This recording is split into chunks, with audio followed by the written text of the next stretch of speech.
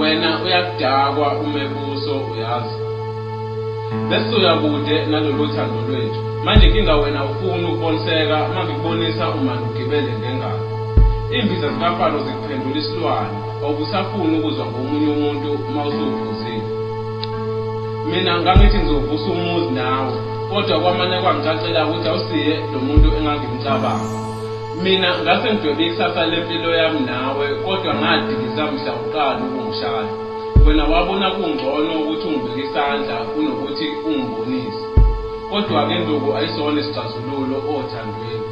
Kodwa-ke lalela, mina ngakwazi ukuphila ungakafiki empilweni yami, ngaphila futhi ukhona. Namanje ngisangaphila futhi ungekho. Wena usuhlula ukuziphatha kahle nje. Cha, ungcono bengicela ubuye uzolanda uthando lwakho, sithando sami, kunokuthi ungiphathe kabuhlungu kanjena. Wena uyakudakwa umebuso uyazi. Ngisho usufinya ngendololwane othandweni kodwa awuboni.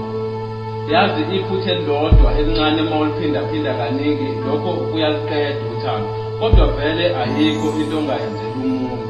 Kodwa mina angisathuki.